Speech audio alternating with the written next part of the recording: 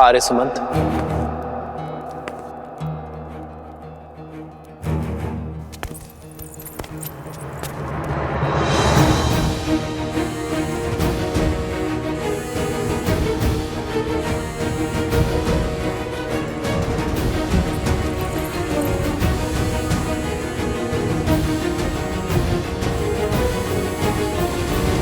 ये स्त्रियां आप ही की पत्नियां हैं ना?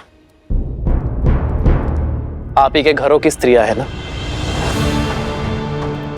मैं आज तक यही सोचता था कि जिन परिवारों तक राज्य की शासन व्यवस्था और सुविधाएं नहीं पहुंची है, जो परिवार पिछड़ गए हैं, जो निर्धन है, केवल उन्हीं परिवारों में स्त्री और पुरुष के बीच भेदभाव की समस्या है। केवल वही स्त्रियों को सम्मान नहीं मिलता। परंतु जब मेरे कहने पर आर्य सुमंत ने सत्य का पता लगाया तो यह पता चला कि सबसे अधिक अज्ञानता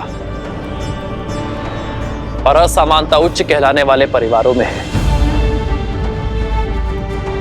यदि समस्त अयोध्या पवित्र होने निकली है तो अयोध्या का कोना कोना पवित्र होगा।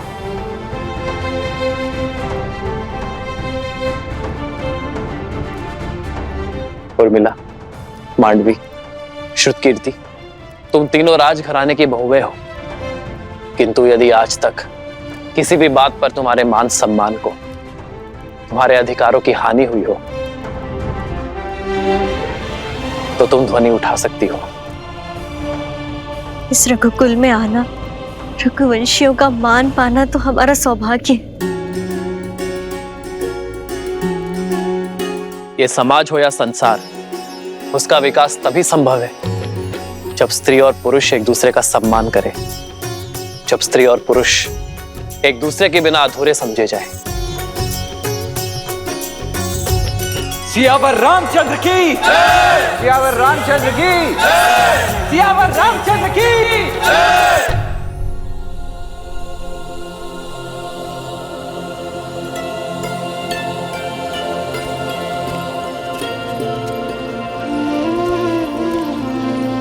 भैया, लव भैया,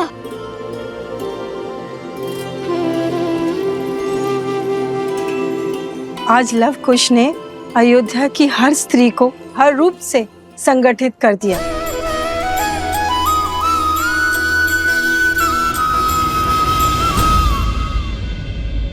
अरे शीघ्र फूल दो, मुझे पूजा करनी है। अरे पहले हमें दे दो, घर का कार्य समाप्त करके व्यापार के लिए निकलना है।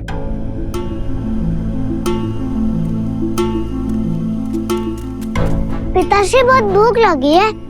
अरे सुनती हो? अरे मैं तो भूल ही गया।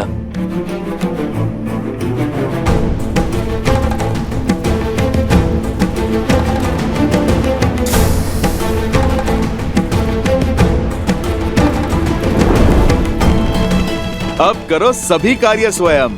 प्रतिदिन स्त्रियां कितना कष्ट उठाती हैं, तुम लोगों को अब ज्ञात होगा।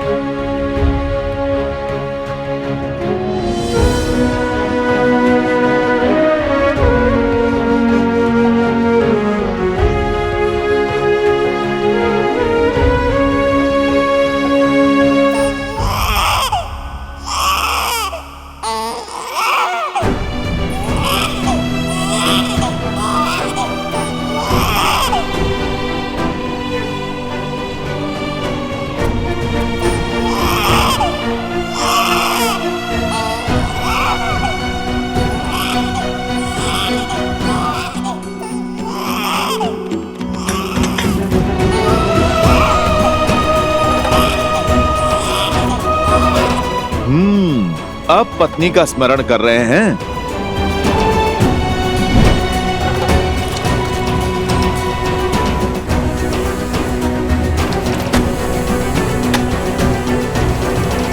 भूख लगी है पिताश्री।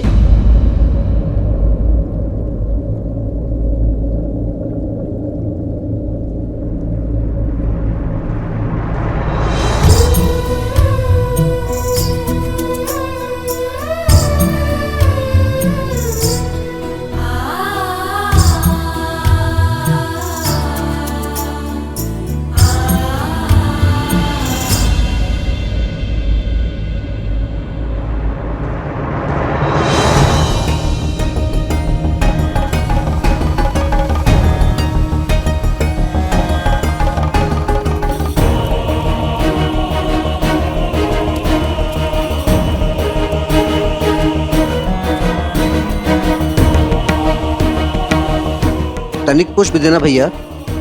आज अवकाश है, कल लेना।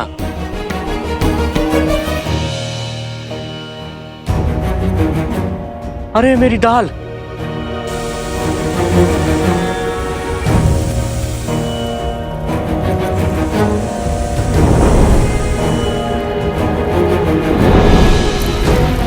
अग्नि! अग्नि!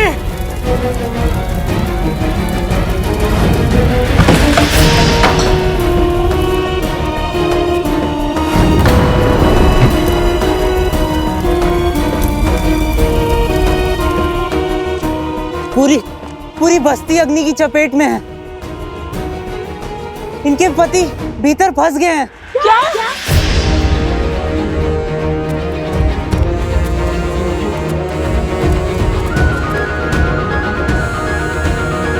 देखा भैया, जब बात परिवार पर आई तो ये कोमल और अबला कहलाने वाली स्त्रियां इतनी प्रचंड हो गई जैसे ये अपना घर नहीं संसार बचाने निकली हो, युद्ध करने आई हो।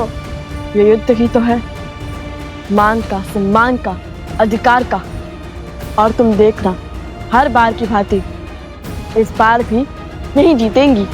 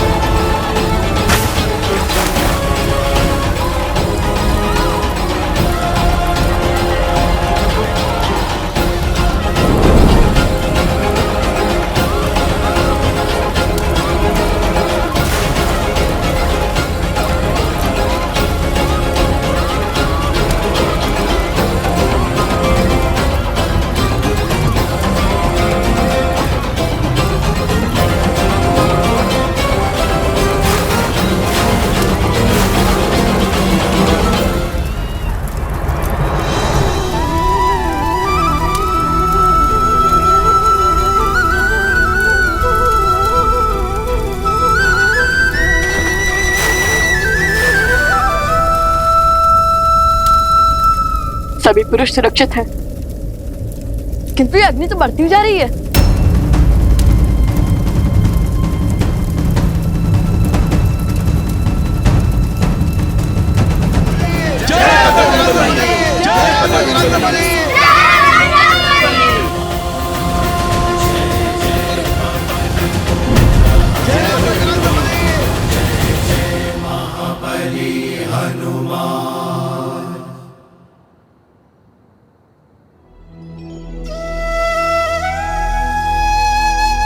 सम्मान के इस युद्ध में एक सत्य कहना चाहता हूं। अगर यही आंच इन स्त्रियों पर आई हुई होती तो इनमें से कोई भी खड़ा हुआ पुरुष अपने क्रोध की अग्नि को शांत करके इस अग्नि को बुझाने कोई नहीं आता।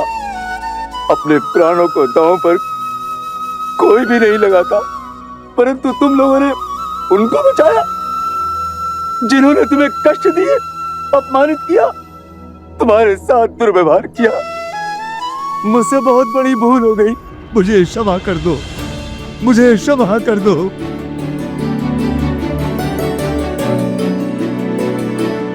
मुझे क्षमा कर दो, हमें क्षमा कर दो, क्षमा कर दो।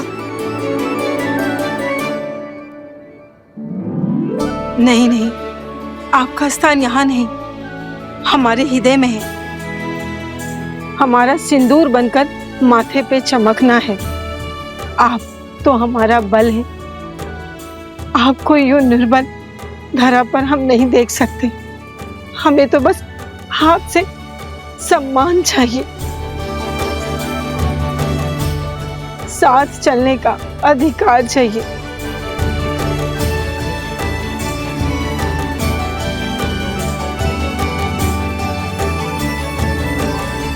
असुर शक्ति हो, सोच हो या फिर लोक अपवाद, मनुष्य को केवल तब तक ही नियंत्रण में कर सकते हैं जब तक वो स्वयं उसके विपरीत, उसके विरुद्ध पनपे भाव का आभास ना करें। मन के कोने में छिपा एक छोटा सा द्वेष का भाव, जो वैसे तो व्यर्थ लगता है, कई बार असुर शक्तियों के बहकावे में आकर लोक अपराध की आंधी में बहकर धीरे धीरे बढ़ता जाता है और उसका अंधकार मन की सभ्यता के प्रकाश पर हावी हो जाता है। आज लवकुश ने तुम सबको वो आभास करवाया जो स्त्रियां प्रतिदिन सहती हैं। उनकी योजना ने तुम्हारे भीतर छिपी भलाई को जगाया है और उस सुखता के प्रकाश ने तुम्हारे ऊपर छाए हुए अंधकार का अंत किया है।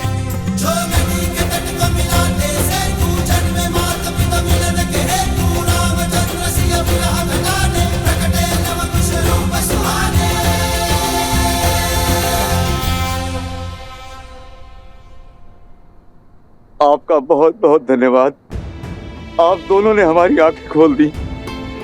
स्त्रियों के बिना पूरा दिन जीने का प्रयास किया और सोचा ये शर्त तो बड़ी सरलता के साथ जीत लेंगे, किंतु जब स्त्रियों के बिना जीवन जीना आरंभ किया तो समझा कि स्त्रियों के बिना जीवन जीना व्यर्थ है, असंभव है। मुझे क्षमा कर दीजिए, मुझे क्षमा कर दीजिए। इनके बिना हम अधूरे हैं और हमारा जीवन भी, और इस बात का आभास आप दोनों ने हमें दिलाया। आज से पूरी अयोध्या के पुरुष ये सौगंध खाते हैं कि जिस राम राज्य की परिकल्पना श्री राम ने की थी उसका पालन करेंगे। हम उसका पालन करेंगे। हम उसका पालन करेंगे। देखो स्वराज अब आया है।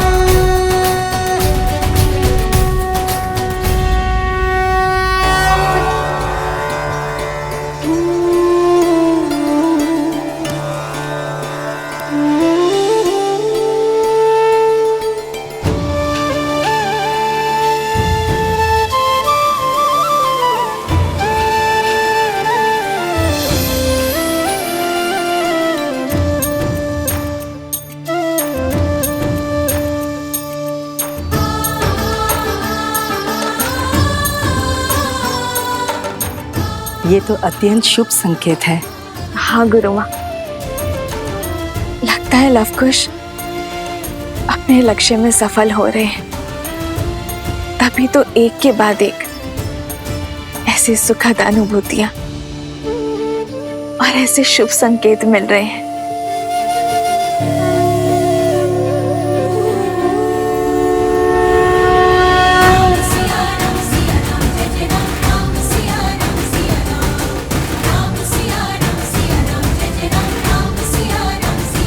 प्रभु, आज हम सभी लोग आज आपके समक्ष अपने अपने अपराधों की क्षमा मांगने के लिए आए हैं। आज तक हमने जो स्त्रियों के साथ में व्यवहार किया, उन्हें तुच्छ समझकर उनके साथ जो पाप किए हैं, उन सभी अपराधों के लिए हमें क्षमा कर दीजिए प्रभु। आज से हम स्त्रियों का सम्मान करेंगे, उन्हें समान समझेंगे।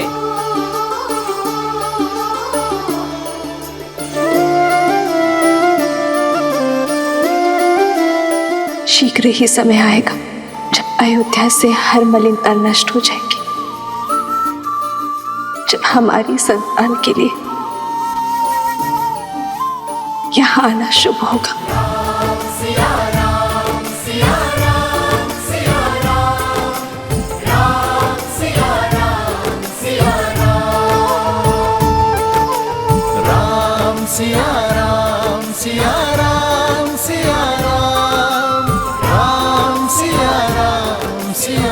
आप सभी के मन का ये परिवर्तन ही राम राज्य की नींव है। अधर्म और अन्याय का पथ छोड़ धर्म के पथ पर चलने का संकल्प सबसे बड़ा प्रयास है।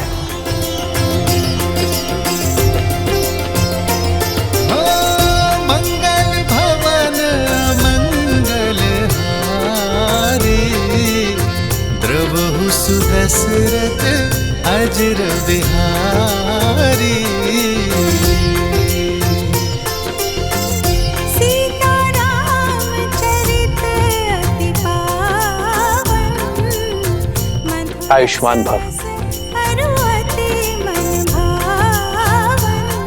समाज की बड़ी पीढ़ी ये प्रयास करती है कि आने वाली पीढ़ी के संस्कारों में परिवर्तन ना हो, किंतु जब नई पीढ़ी अपने संस्कारों की रक्षा के लिए पुरानी पीढ़ी से द्वंद्व करे तो समाज में शुभ परिवर्तन आता है।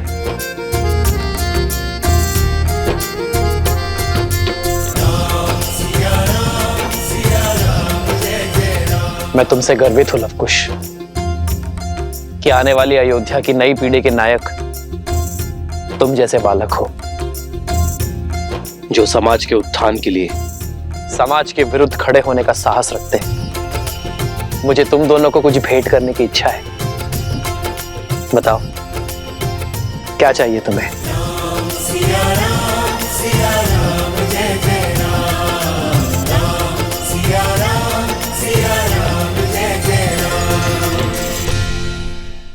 हमारे यहाँ आने का केवल एक उद्देश्य पूर्ण हुआ है, दूसरा उद्देश्य अभी शेष है। क्या है दूसरा उद्देश्य? बताइए ना, आपका यहाँ पर आने का दूसरा उद्देश्य क्या है? उद्देश्य का वृक्ष विश्वास के जल से सींचा जाता है और प्रभु श्री राम, आपको हम पर तनिक सा विश्वास तो हो ही गया होगा ना, तो उसी विश्वास को थामकर एक बार पुनः कर दीजिए, फिर अपनी इच्छा कहेंगे नहीं, साक्षात दिखा देंगे आपको। जब पिछली बार तुम दोनों से मिला था, तुम्हारे मन में कई प्रश्न और हाथ में धनुष थे, किंतु इस बार तुम्हारे हाथ में वीणा और मन में जो भाव है उसे समझने के लिए कल तक की प्रतीक्षा करनी होगी।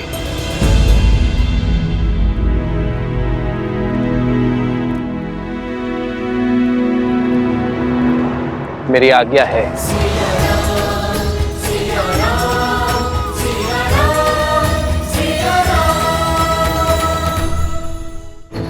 राम की मर्यादा और सीता का समर्पण है उनके पुत्रों में, तभी तो मेरी सोच को काट पाए वे दोनों। अयोध्या के स्त्री और पुरुषों को एक कर पाए वे दोनों।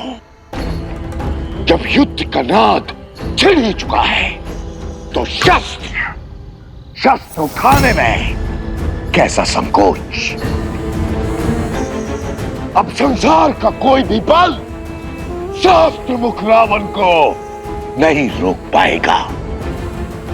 समय आ गया है उस शक्ति को जागृत करने का जो लवणासुर के युद्ध के पश्चात से अचल है और रघुकुल से प्रतिशोध की प्यासी है। आप किसकी बात कर रहे हैं भैया? शीघ्र जान जाओगी। अब यहां से आगे केवल मुझे जाना है, अपनी शक्तियों से उसे जागृत करने।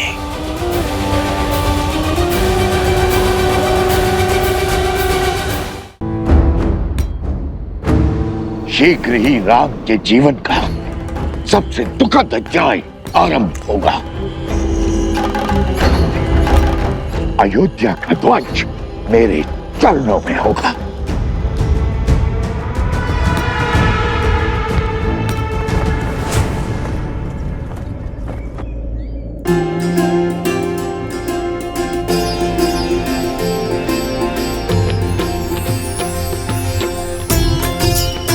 ना जाने क्या होने वाला है यहाँ। क्या हो सकता है लवकुश का दूसरा उद्देश्य? हनुमान जी, इनका क्या उद्देश्य आपको तो ज्ञात ही होगा ना?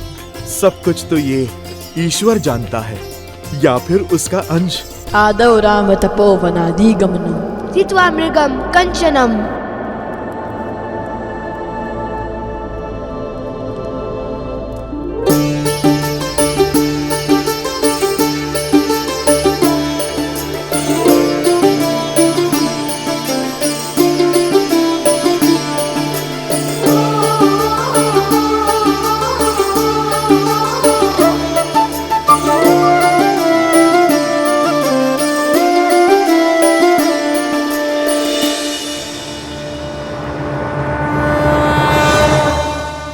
वैदेहीकरणम जटायु मरणम सुग्रीव संभषणम पश्चात रावण कुंभकर्ण हरणम इत्यादि रामायणम। आदर्श और मर्यादा की है ये कथा महापावनम। काटे मद श्री से मिलाने श्रीमद् रामायणम, श्रीमद् रामायणम। धन्यवाद आप सबको यहाँ पधारने का धन्यवाद। आज सबके मन में प्रश्न होंगे, सोच रहे होंगे, दुविधा होगी आप सबके मन में कि हमारा उद्देश्य क्या है। उद्देश्य वही हर दुविधा का अंत श्रीमद् रामायण, यही हमारा उद्देश्य है। यह सुनकर आज सबके मन में एक और प्रश्न आया होगा, सोच रहे होंगे कि ये उद्देश्य तो हम पहले भी पूर्ण कर चुके हैं, फिर दोबारा क्यों? दोबारा क्यों? ये वही रामायण है जो आप सब जानते हैं, जिसे सुनने से पाप का क्षय होता है, चरित्र बढ़ता है और आशा जगती है। किंतु ये हमारे उद्देश्य का अंत नहीं। हाँ, ये आरंभ है। वो नया आरंभ जो हमारा उद्देश्य है, और ये आवश्यक है क्योंकि जो रामायण आपने जानी वो अधूरी है। क्योंकि श्री राम की कथा, उनका व्यक्तित्व, उनका चरित्र, उनका शौर्य, उनकी यात्रा उनके बिना अधूरी है, जिनका नाम है माता सीता।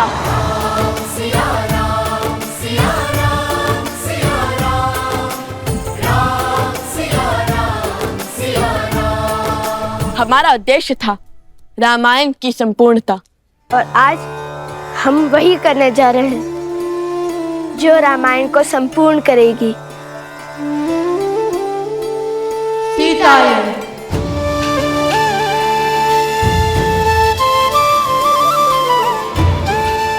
सीता, जिनके बिना संसार के पूरक श्री राम भी अपूर्ण है। सीता, जिनके बिना राम राज्य असंभव है। सीता, जिन्होंने राम राज्य के लिए स्त्री और पुरुषों की समानता का बीज बोया। सीता, जो गर्भ में शिशु और मन में संकल्प लेकर चल पड़ी, स्त्री सम्मान के पथ पर लड़ी और अयोध्या वासियों के लिए, आप सबके लिए, जिन्होंने उनके चरित्र पर प्रश्नों के लांछन लगाए।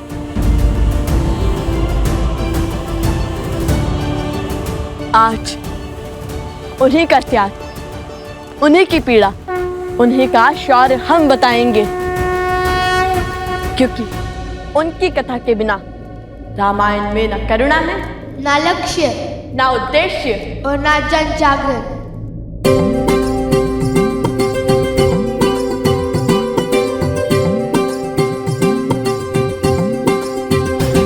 ये संग सिया लौटे थे अवध, श्री राम लखन कर रावण वध, सिंहासन बैठे रघुनंदन, सब अवध भई आनंद मगन, आनंद मगन। पर रावण मरा न सोच मरी, अवध जनन मन होए मलिन, सीता के नाम का देता ना बस कृष्ण कहे, बड़ शब्द कठिन, बड़ शब्द कठिन। मैं राम नहीं हूँ जो महीनों रावण के घर से आई हुई सीता को अपना लूंगा। घर से दूर किसी अनजान के साथ रात्रि बिताकर आई पत्नी को लौटा लूंगा। मैं मर्यादा पुरुषोत्तम राम नहीं हूँ, मेरा जन्म दिव्य प्रसाद में नहीं हुआ है। मैं ऐसी स्त्री को नहीं अपनाऊंगा जो किसी अन्य पुरुष के साथ रहकर आई हो। जीते जी रावण का जो दांव न जीत सका, राम सिया के संबंध को न बेच सका। मरने के बाद उसकी मलिन सोच का प्रहार सिया राम के प्रेम को ना मोड़ सका। जिसके आगे हारा दशानन, भय लालच ना कर सका खेला। तिनके को बना कवच अस्तित्व का, वार पाप का जिसने झेला।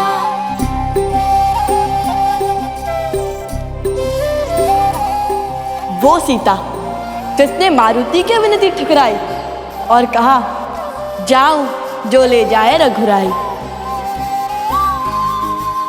लक्ष्य था बस एक राम का मान, टूटे ना रघुकुल सम्मान। त्याग का उसके मिलो परिणाम, वन में गई छूटा पतिधाम।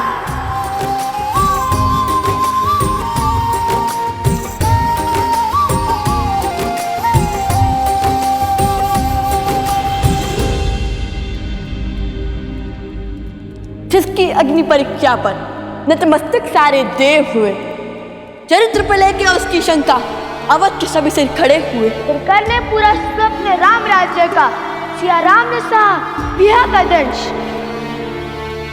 पर वन में ना सिया अकेली थी, घर में थे रघुनंदन अंश।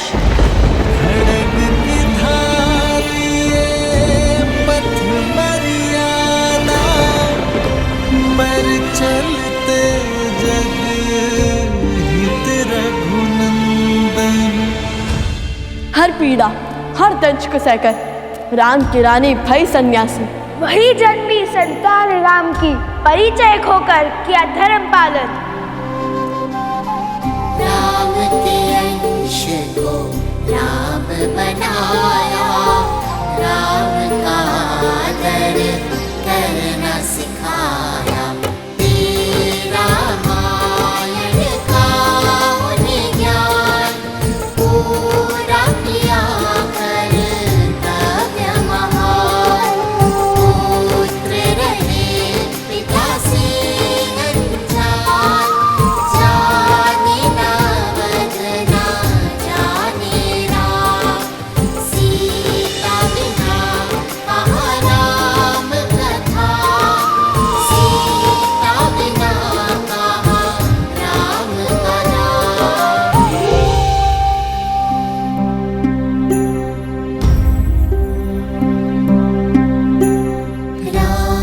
रामायण तब तक आधी, जो न जुड़े सीता संग राम।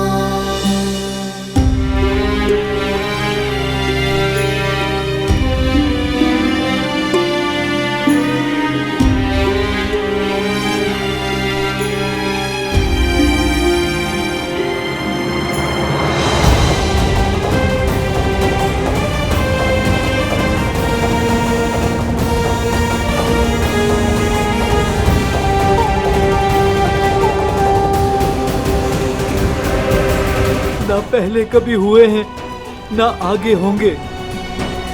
अपनी प्रजा की एक पुकार पर अपनी पत्नी से वियोग का निर्णय ले लिया आपने।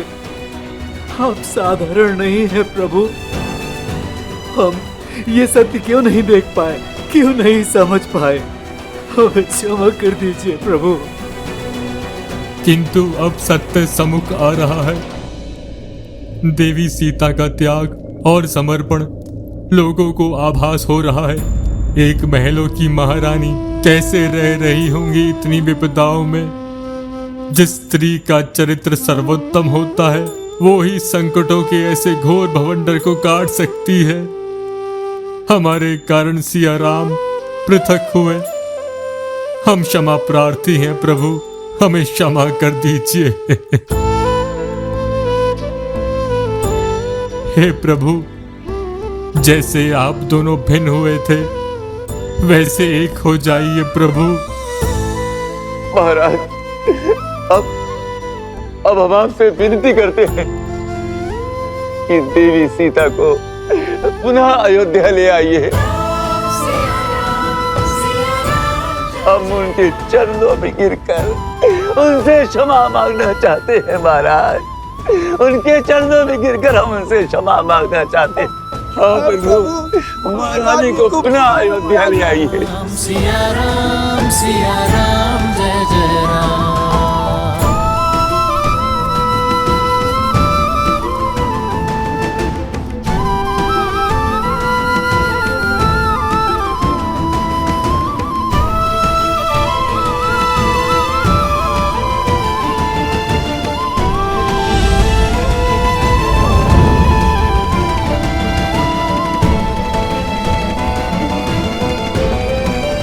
बस मत रो लवकुश।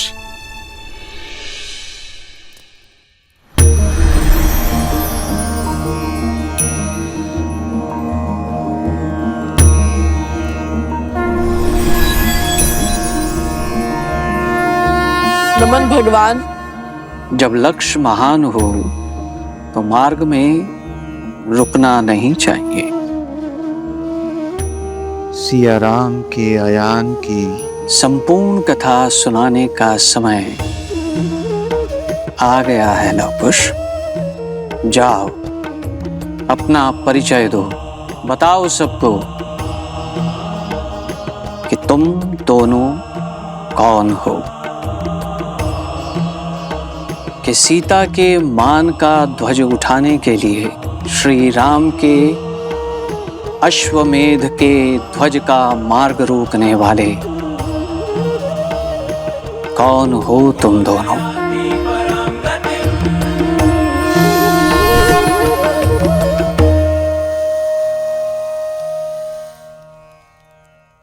धन्य है त्रिकालदर्शी भगवान वाल्मीकि।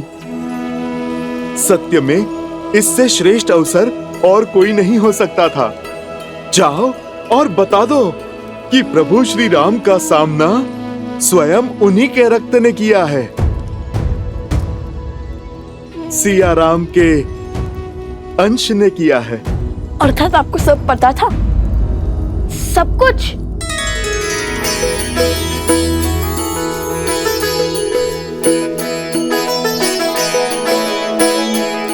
मैं तो बस सेवक हूँ प्रभु श्री राम का, और वो काज मैं कभी भी नहीं होने दूंगा जो मेरे प्रभु श्री राम और उनके परिवार के विरुद्ध जाए। जो सत्य तब ना समझा वो अब समझ आया है कि क्यों भगवान वाल्मीकि ने मुझे आज ही के दिन तक चुप रहने के लिए कहा था। मुझे क्यों रोके थे वो? क्योंकि रामायण को संपूर्ण होने के लिए माता सीता का होना आवश्यक था, और माता के अयोध्या आने का शंखनाद तो अब हुआ है। अब बताइए, अयोध्या के कुल के वंशज इस कार्य को कैसे आगे ले जाएंगे और कैसे इसे संपूर्ण करेंगे?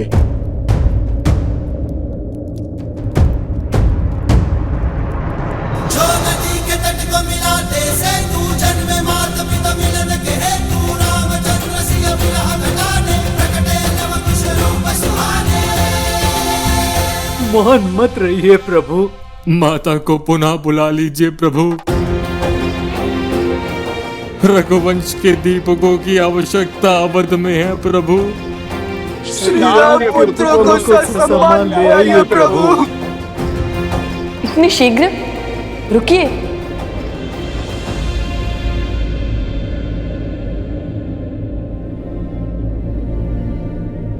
अभी सीतायन समाप्त नहीं हुआ है। उनके पुत्रों की कथा तो सुनिए।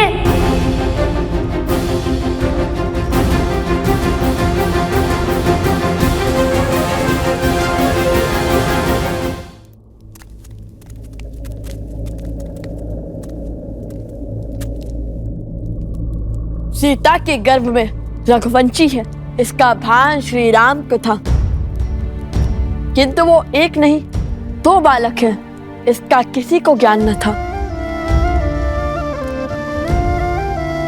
श्री राम के अंश को श्री राम पर विश्वास था।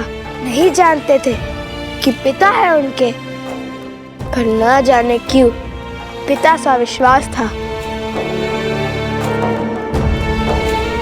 पर तब तक जब तक उन्हें यह ज्ञान ना हुआ कि श्री राम ने माता सीता का परित्याग किया।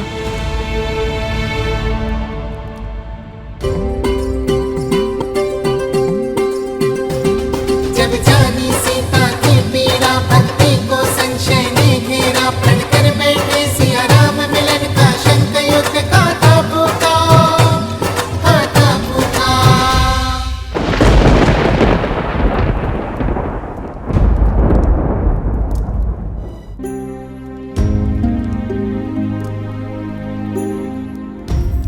अश्वमेध का अश्वत्थारों का चाहा भेंट करे रघुनंदन, पर नियति ने खेल रचाया, भेंट की चाह को युद्ध बनाया।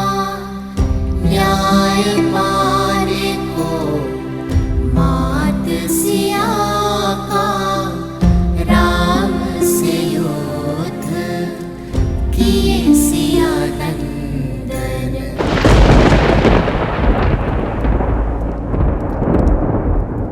हो पूरी ये रामायण, हो फिर सिया राम मिलन। पाने पिता माँ का सम्मान, पिता से लड़े हम नंदन राम, पिता से लड़े हम नंदन राम, पिता से लड़े हम नंदन राम।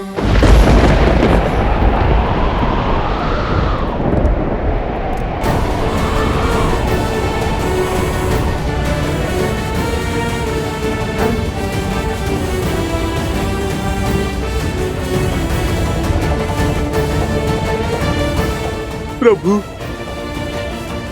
स्वयं भगवान वाल्मीकि ने ये सत्य उजागर किया है। लव कुश सिया राम के पुत्र हैं।